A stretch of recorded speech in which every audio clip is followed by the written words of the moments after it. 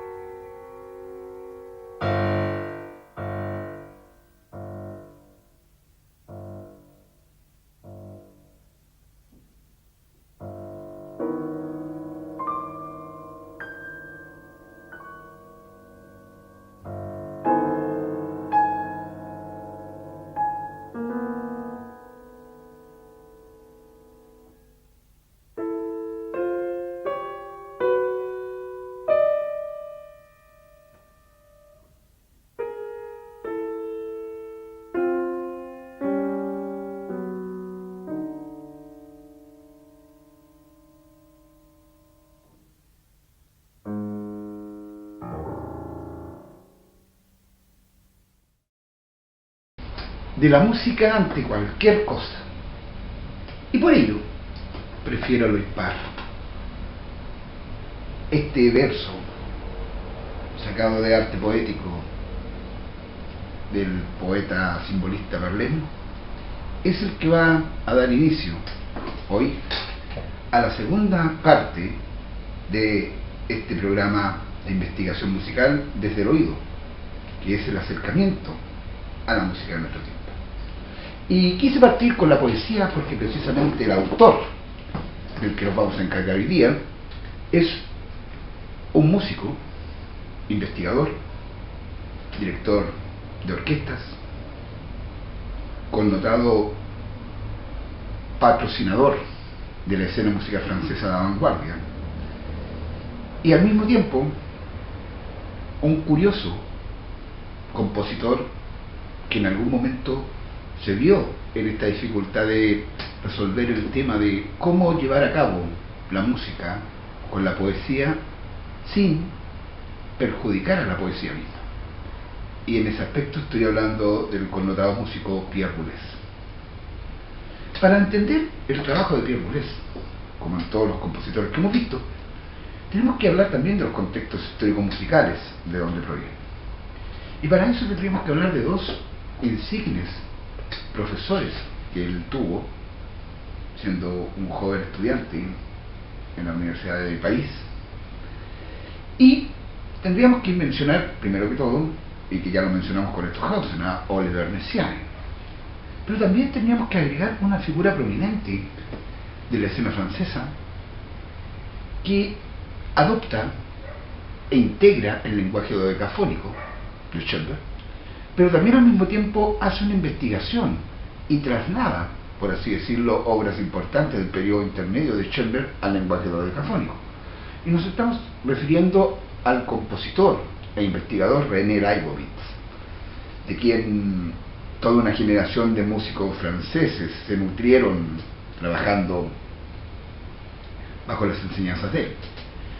Como vamos a hablar de escena francesa, aquí quiero hacer una distinción importante.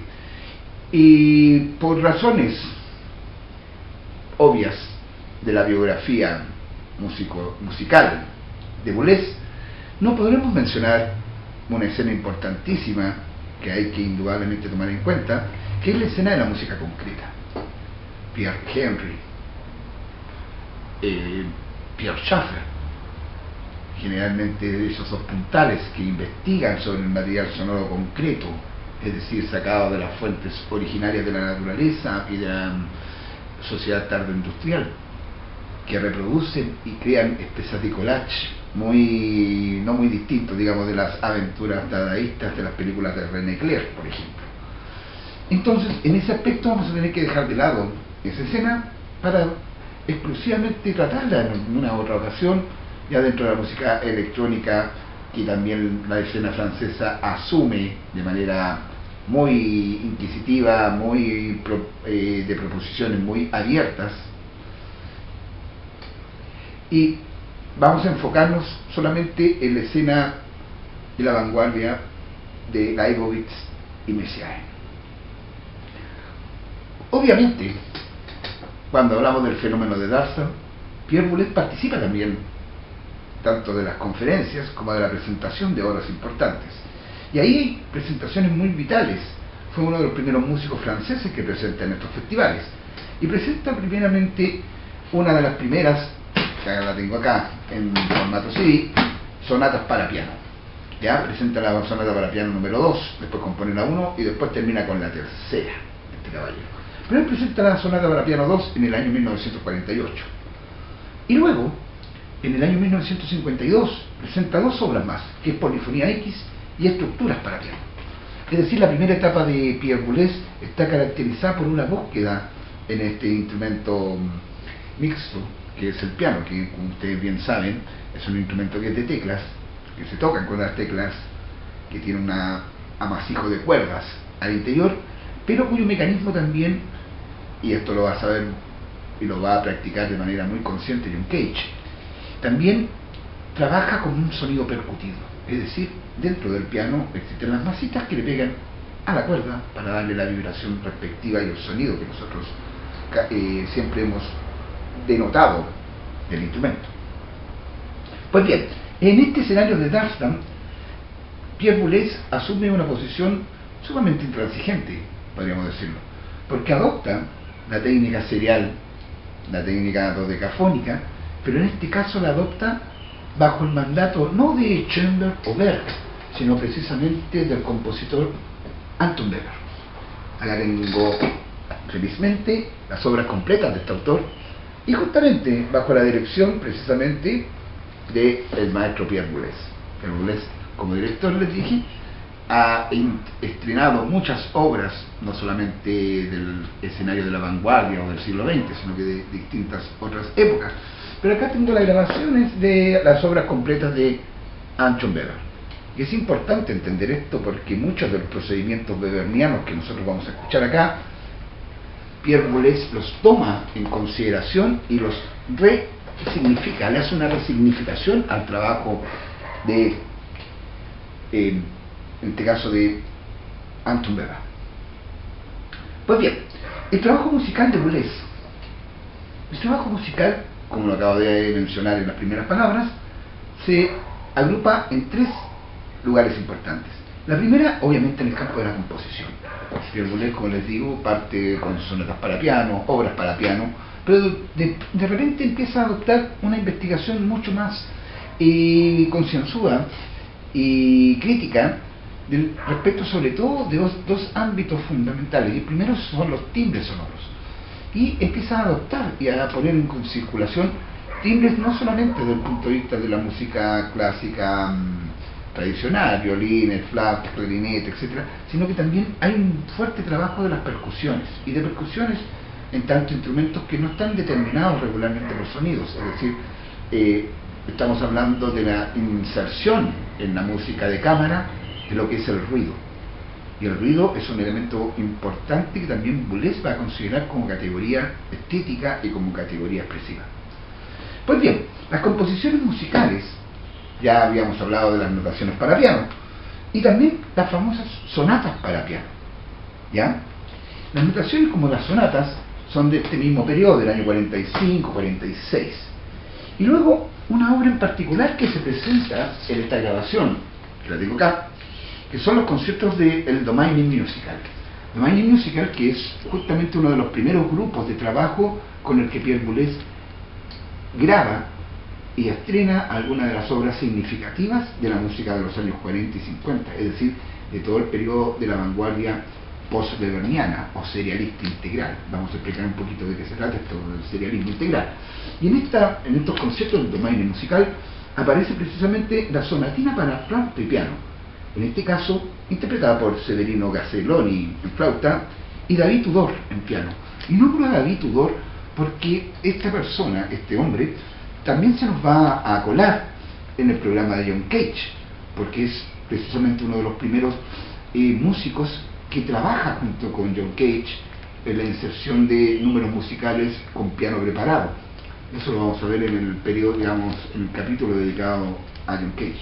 Pero acá quería destacar justamente la sonatina, porque es una obra que, si bien Pierre Boulez la crea en el año 46, no llega a grabarla sino hasta mucho más, hasta 11 años después, en el año 1957. Es decir, se estrena primero en los festivales de Darmstadt y luego de esta grabación de Severino Castelloni y David Tudor se hace una grabación en julio del año 56-57. Entre julio y enero del año 57. Es decir, estamos hablando de 11 años en que la obra se crea hasta el estreno y posterior grabación. Y obviamente se le conoce a Pierre Boulez en el ámbito de la composición musical por una obra fundamental de su repertorio, que ya llega a ser una obra, podríamos decir, clásica de la vanguardia, que es precisamente El martillo sin dueño. Acá tengo la versión en CD, una versión, digamos, de la CBS, dirigida también, obviamente, por el propio Pierre Boulez, ¿no es cierto? Bien, El martillo sin dueño es una obra que abre una nueva etapa dentro del trabajo musical de Pierre Boulez, y precisamente la obra que hoy día vamos a analizar, que son las improvisaciones sobre Stéphane Mallarmé, tienen su punto de apoyo en esta obra. Plis et Rompis es la obra que vamos a analizar, pero lo que estamos hablando ahora es justamente El martillo sin dueño. Y El martillo sin dueño es una obra de cámara para distintos instrumentos musicales, con voz soprano, con textos de un poeta surrealista, y en este caso hablamos del poeta francés René Char. Esta obra es una obra que en términos de análisis estético o estructurales se asemeja bastante a lo que hace Arnold Schoenberg con el Pierrot Lunaire, es decir, está dividida en pequeños capítulos donde hay pasajes vocales e instrumentales que se van alternando unos con otros. Pero esos son solamente en aspecto estructural las analogías o las similitudes que puede tener con el lenguaje de Arnold Schoenberg. No obstante que el trabajo del material de Pierre Boulez es un trabajo completamente puntillista, es decir, es un trabajo de llevar a Weber, de llevar la música de Anton Weber a regiones inhóspitas que ni siquiera el propio Anton Weber fue capaz de dilucidar en algún momento. Pues bien, este es el aspecto importante de la composición de Pierre Boulez. Hay muchas otras obras más que las vamos a ir citando a medida que veamos viendo este trabajo. Respecto al rol de la dirección orquestal, como les decía, Pierre Boulez también tiene un cargo importante dentro de director de música, pero al mismo tiempo de concertador de grupos musicales. Hablamos del domaine musical, pero también tendríamos que mencionar el ensamble intercontemporáneo, que es otra agrupación con personas de distintos países que Pierre Boulez se encarga de, junto con ellos, realizar música y estrenos de obras contemporáneas y obras un poquito más arriesgadas desde el punto de vista de interpretación y de lenguaje sonoro. Y llegamos a un momento fundamental en la vida de Boulez en que él tiene a cargo una organización, una especie como de orgánica para empezar a llevar conciertos a distintos lugares del mundo, a hacer grabaciones y a mantener, por así decirlo, un espíritu musical vanguardista dentro de Francia. Y ahí estamos hablando justamente de un instituto que se crea a partir, digamos, de la iniciativa de Pierre Boulez, que es el IRCAM. Y el IRCAM es, hasta el día de hoy, uno de los institutos de investigación y de trabajo de montaje y dirección musical bastante reconocido y bastante apreciado desde el punto de vista de la seriedad y el trabajo estético que éste aborda con las obras.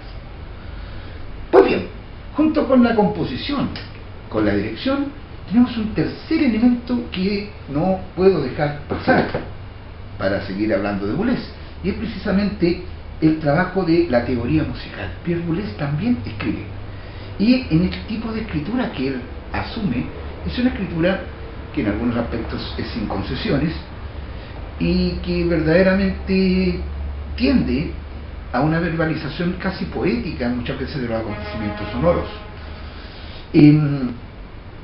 Para pensar en la teoría musical de Pierre Boulez tengo aquí a mi mano la versión inglesa, obviamente, de la música, Pensar la música hoy, que es uno de los textos capitales de Pierre Boulez respecto a lo que él entiende como música y práctica musical en general. De hecho, la obra está dividida en tres partes. Está dividida en un diálogo interior, consideraciones preliminares, y termina con lo que es la técnica musical. Y quería justamente leerles un extracto de esta obra. Esta es la versión en inglés, ¿ya? La versión original es del año 1963 y esta apareció en el año 1971. Es decir, es la traslación o la traducción al inglés de la obra principal de Pierre Boulez. Y les quería justamente leer en el capítulo de técnica musical las primeras citas que Pierre Boulez deja claro el eje desde donde va a hablar con la música. Y dice así: el universo de la música hoy es relativo. Se organiza según variados esquemas. Este universo nace de la expansión de la serie. Y ahí inmediatamente coloca una definición de la serie que dice así: la serie sería el germen de una jerarquización fundada sobre ciertas propiedades psicofisiológicas y acústicas. Es decir, para Pierre Boulez, el principio de la música contemporánea ya no estaría representado por solamente la ruptura con la tonalidad, sino que parte inmediatamente con lo que es el trabajo serial.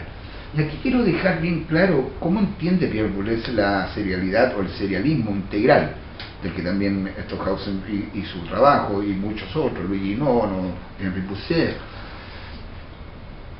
El serialismo, cuando lo abordó Schoenberg, siempre lo pensó desde el punto de vista armónico-melódico.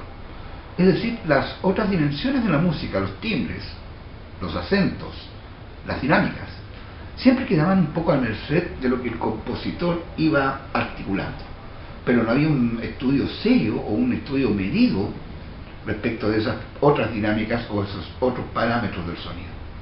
Pues bien, el serialismo integral trata de corregir, por así decirlo, esa especie como de barco a la deriva que tienen estas otras dimensiones, estas otras paramétricas del sonido, y considera que toda la música está regida por un patrón común, y ese patrón común se llama tiempo.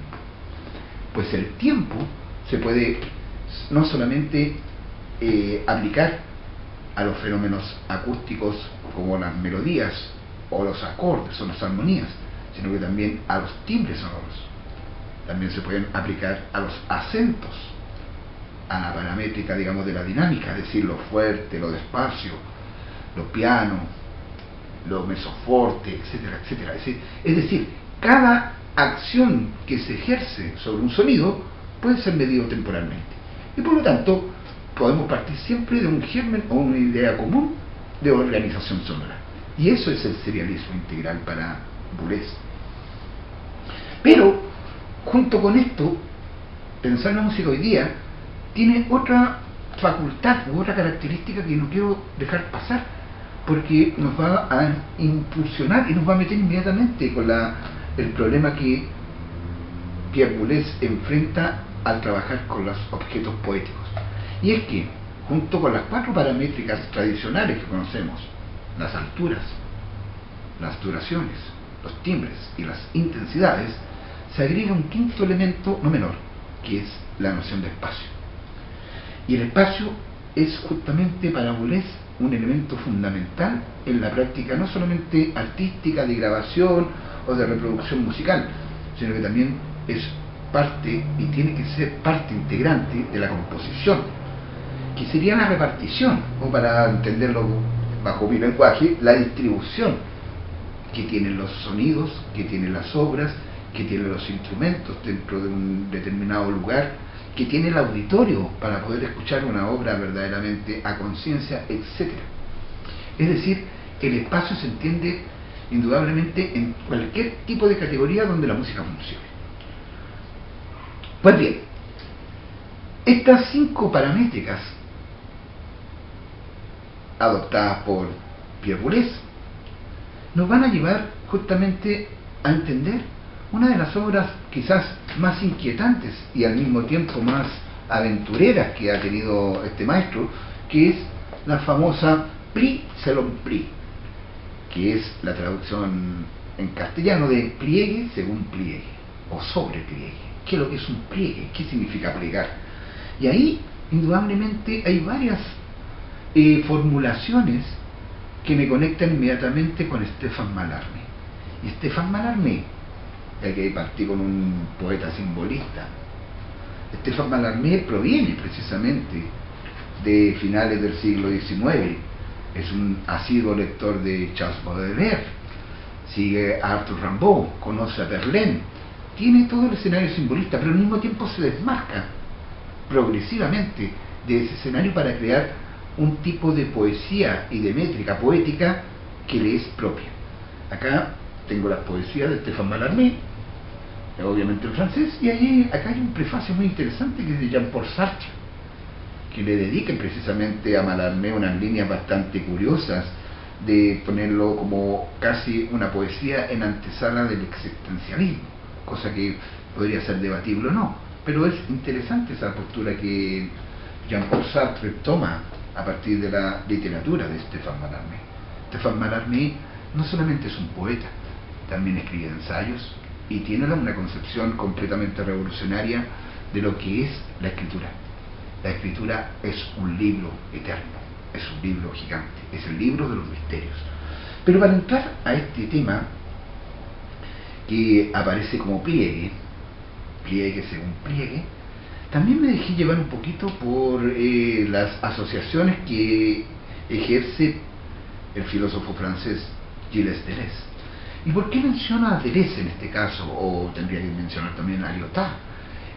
Porque la generación de los 60, postestructuralista en términos filosóficos, Derrida, Deleuze, Lyotard, por nombrar algunos más importantes, tienen una curiosa vindicación o reivindicación del escenario escritural, de la escritura en sí, que es parte de las enseñanzas que deja Jacques Lacan en los años 50. Pues bien, todo este escenario postestructuralista toma de distintas maneras como figura de ruptura en términos poéticos a Stéphane Mallarmé.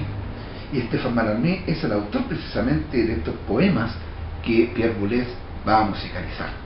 Por lo tanto, la noción de pliegue es una noción que, por ejemplo, para Deleuze es una noción precisamente barroca, es decir, tiene un antecedente histórico que va más atrás de lo que son las vanguardias o de lo que Mallarmé pensaba, pero que se conecta de cierta manera con lo que son los pliegues, con lo que son la función que tiene el arte representativo de la pintura barroca y de la arquitectura en general. Y eso le conecta inmediatamente a la filosofía de Leibniz. Para no entrar en mayores problemas con esto, vamos inmediatamente a la obra de Pierre Boulez.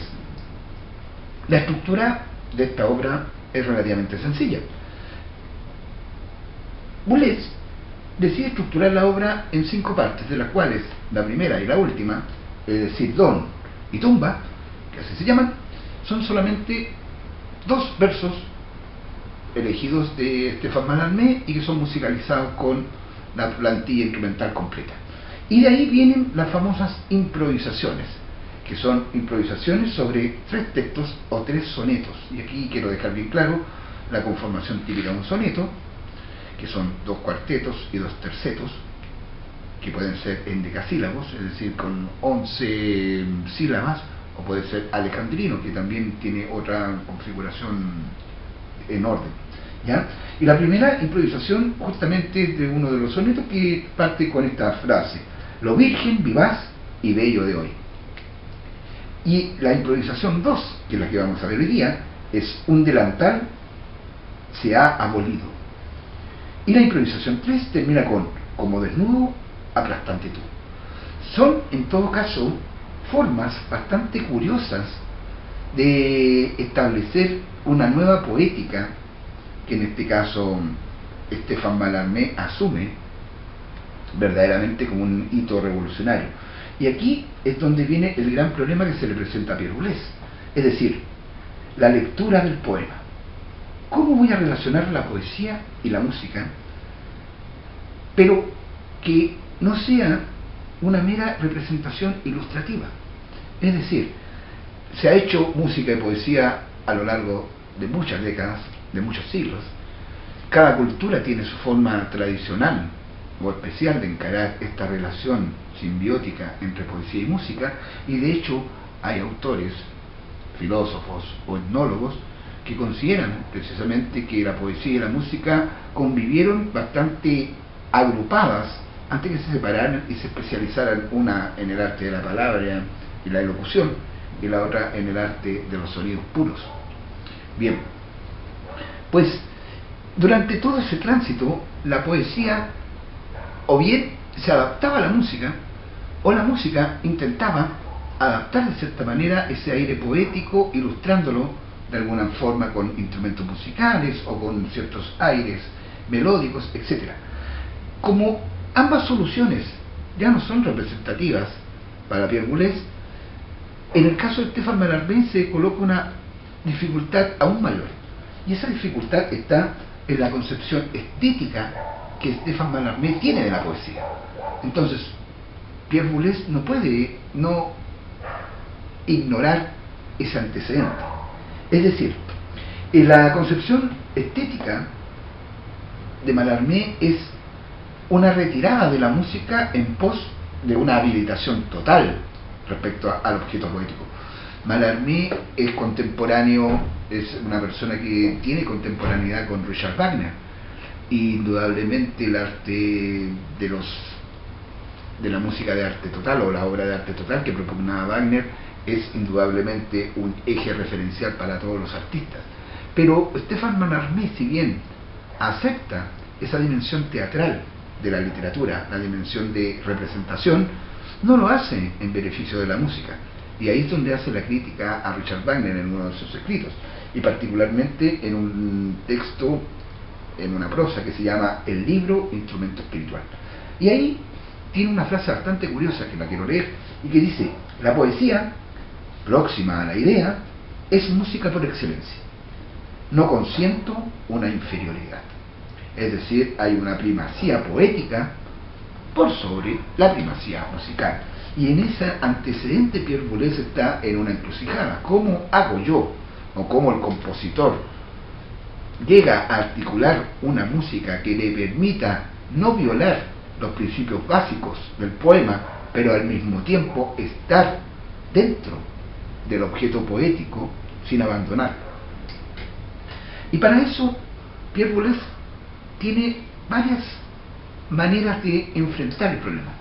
Lo primero que llama la atención dentro de esta obra es la plantilla instrumental, la paleta de colores que va a utilizar Pierre Boulez, y que acá la deja bastante ejemplificada en uno de los libros bastante interesantes, que son algunas conferencias y textos casi inéditos que se le tituló acá Los puntos de referencia. Este es un libro bastante grueso, voluminoso y muy interesante, porque viene, por ejemplo, y aquí se lo mostrar, del poema número 2, de la improvisación 2, viene la distribución de los instrumentos musicales dentro de la obra, cuál es la dirección y postura que deben tener cada uno de ellos dentro de la obra. Y esos son elementos fundamentales a tener en cuenta para toda interpretación de lo que Pierre Boulez concibe o quiere concebir con esta improvisación de Mallarmé. Pues bien, la paleta instrumental tiene voz soprano y tiene 5 instrumentos de altura fija, es decir, afinadas, que es el arpa, las campanas tubulares, el piano, la celesta y el vibráfono. Si se dan cuenta, ya no hay violines, ya no hay flautas, ya hay otra paleta y hay otra sonoridad y colorido musical, que es lo que Pierre Boulez quiere rescatar ahí. Y junto con ello, instrumentos de percusiones variados, entiéndase maracas, blocks, cajitas chinas, tambor, etc. Entonces Pierre Boulez en ese sentido trabaja con una paleta muy curiosa de sonidos, y aquí vienen las soluciones posibles que Pierre Boulez quiere darle a esta obra, a este Plis selon plis. En primer lugar, Pierre Boulez crea una segunda estructura que se pliega, y aquí viene la noción de pliegue nuevamente, el Plis selon plis del que estamos hablando, se pliega a la naturaleza musical del poema. Es decir, Pierre Boulez sabe que la poesía primera de Stéphane Mallarmé tiene una dinámica cuando se lee, cuando se declama, sobre todo cuando se declama oralmente, tiene una escansión propia, tiene un ritmo propio, tiene una musicalidad propia. esa musicalidad Pierre Boulez no quiere retirarla dentro de su obra, quiere integrarla, y para eso la música tiene que ser de segunda naturaleza de la obra. Pues bien, para solucionar ese conflicto, y voy inmediatamente al tema, para solucionar ese conflicto tenemos que pensar que la obra, este soneto número 3, que se llama Un encaje sea abolido, está estructurado a la manera de un soneto. Y lo quiero leer brevemente. Un encaje sea abolido, en la duda del juego supremo, lo entreabierto como una blasfemia, como la ausencia eterna del lecho. Este conflicto blanco unánime de una guirnalda consigo misma escapó contra el cristal pálido, flota más que el que no lo sepulta. Pero, ¿quién del sueño se nutre, tristemente duerme una mandora? En el hueco, nada musical. Tal como hacía una ventana, según ningún vientre que el suyo, filial se podría haber nacido. Si se dan cuenta, la estructuración misma de las palabras tienen un sentido, pero de la manera como está organizada o como está reglamentada por el poeta, también hay una escansión y hay una cierta métrica que podríamos decir se podría caracterizar en música de dos maneras. Es decir, Pierre Boulez descubre o redescubre que el primer cuarteto está hecho casi de manera melismática, es decir, que podría cantarse de manera no lineal, sino que agregando muchas adornos y florituras que le dieran esa sensación, digamos, de desplegar el poema. Pero al mismo tiempo, en el cuarteto 2 hay un trabajo silábico, es decir, se puede ir cantando nota por nota, y eso es lo que Pierre Boulez establece como categoría de estructuración. Es decir, la primera parte, la parte que él le llama en el libro acá, le llama precisamente la parte melismática, la denomina como parte A, y en la parte B habla de lo silábico. Y luego los dos tercetos son la unión de estos dos principios. Ahora, respecto al tratamiento instrumental de la obra, hay algo que sería interesante también agregar. A lo largo, digamos, de esta obra o de esta improvisación, la improvisación para Pierre Boulez no debe entenderse como, en el caso del jazz o de otras expresiones musicales, como mero seguir una cierta base, un cierto patrón mientras los músicos van agregando cosas. La improvisación es un momento en el cual el director de la obra deja el campo libre para que los músicos completen, por así decirlo, una parte de la obra. No se hace una improvisación completa. Hay un momento muy restringido de lectura musical que se hace de la obra, pero hay un momento tal, después del segundo cuarteto, donde la música tiende a tener un margen de liberación, los sonidos. Y ese margen de liberación está determinado también por la paleta instrumental de las que ya estaba hablando. Y ahí, en el tratamiento instrumental, hay un principio que interesa mucho a Boulez poder llevarlo a cabo, que es el principio de continuidad timbritística. Él habla mucho de que una de las dificultades para trabajar con los timbres sonoros no está en que en los determinados tratados de armonía sepamos la respectiva tesitura de ellos, es decir, la distancia del sonido más bajo al sonido más alto que cada instrumento tenga, etcétera, o la combinación o la paleta, sino que principalmente pasar, por ejemplo, de melodías o de armonías de un instrumento a otro sin que haya un cierto aire de interrupción musical, es decir, que hay un continuo. Y ese continuo, precisamente, yo creo que Pierre Boulez lo está pensando a partir de dos obras importantes. La tercera obra del Opus 16 de Schoenberg, que se llama Colores, es precisamente la manera de crear una sensación estacionaria de los sonidos de cada instrumento, sin que se note o se perciba de manera tan evidente el paso de un sonido a otro, o el paso de un timbre o un color sonoro a otro color sonoro. Y eso Arnold Schoenberg lo llamaba como la Klang-Farbe Melody, es decir, una melodía sonora de colores, la Clanfarne Melody. Y eso lo aplica en el Opus 16, precisamente en una obra que se llama Colores. Pero quien realmente hace ese traspaso de manera más radical es la pieza Opus 10 de Anton Weber, las 5 piezas para orquesta. Por lo tanto, el modelo que Boulez está tomando en consideración para este efecto, digamos, de entrelazar la música y la poesía manarmeriana, está precisamente en la adopción de una técnica mucho más puntillista y mucho más radical.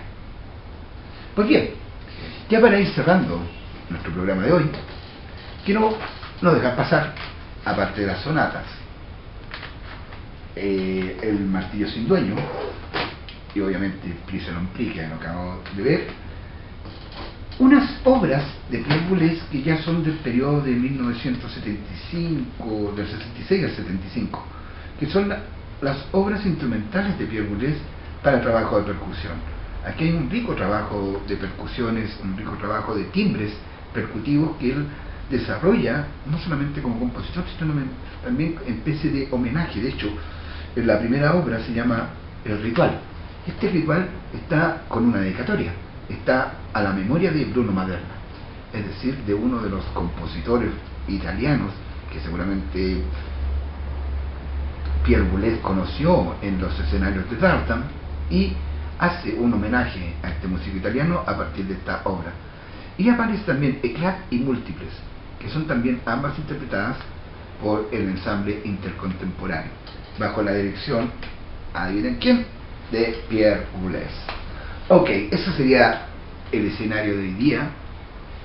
Sigan apostando por estos programas, dale clic a la campanita amiga y nos vemos en este segundo ciclo con nuevos programas de Desde el Oído. Que tengan buena tarde.